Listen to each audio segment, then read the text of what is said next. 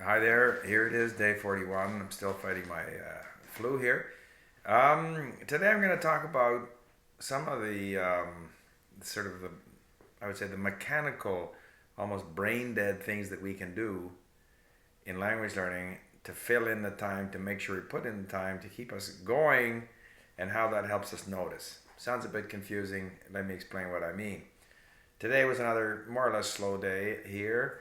We had good friends coming over for dinner, so I had to go out and go shopping. My wife was busy preparing stuff. I was having to clean up the house, dust and clean, and one thing and another. The guests went home, and then I must have spent 45 minutes cleaning up because my wife, she's the one who spent the day cooking and stuff. And my job is to clean up. And when you have guests, there's a lot more cleaning up between pots and pans and dishes and dessert plates and one thing and another. So, cleaning up 45 minutes, normally in the old days, that would have annoyed me that it was a waste of 45 minutes. Fact of the matter is, I'm listening to Kim Yong Ha. I don't understand most of it.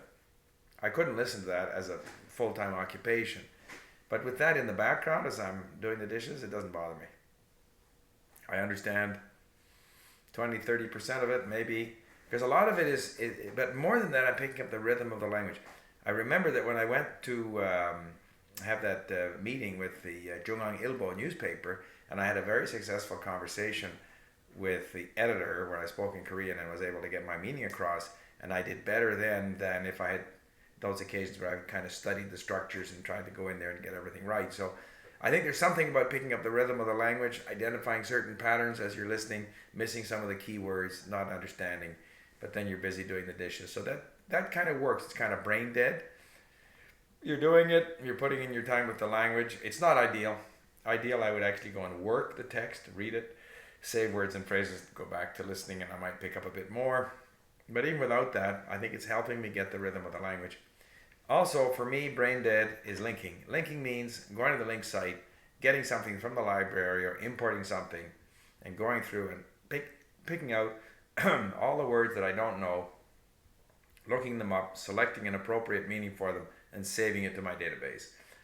I do that, so I'll go through a text, and if there's maybe there's 75 words there that are new to me out of 400 words, I'll go down, I'll go through, and I'll convert those now into words that I'm supposed to be learning.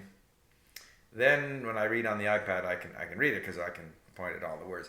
But the actual process of linking is kind of mechanical brain dead. It's something like it's like if you go to the gym, if you have a routine, you're gonna go lift weights here and lift weights there. You have an established routine. You don't have to think about anything. Just go and do it.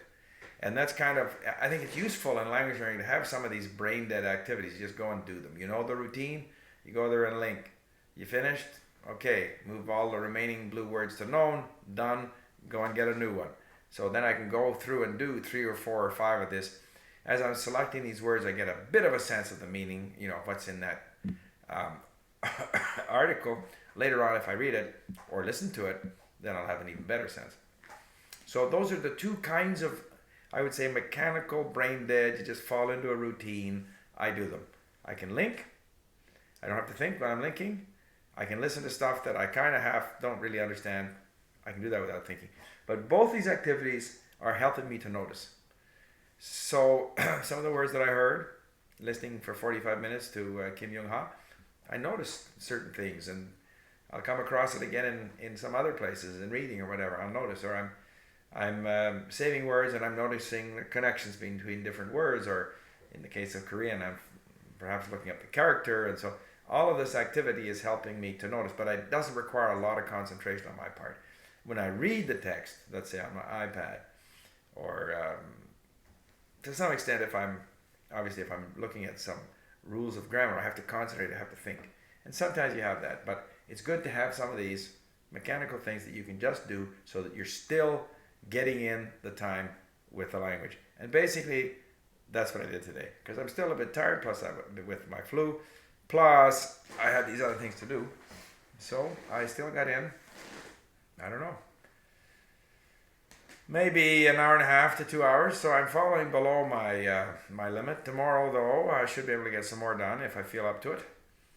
And yeah, some people suggested that with my flu I should take a day off or so, but I have said this is a 90-day challenge, so I'm going to stay with it.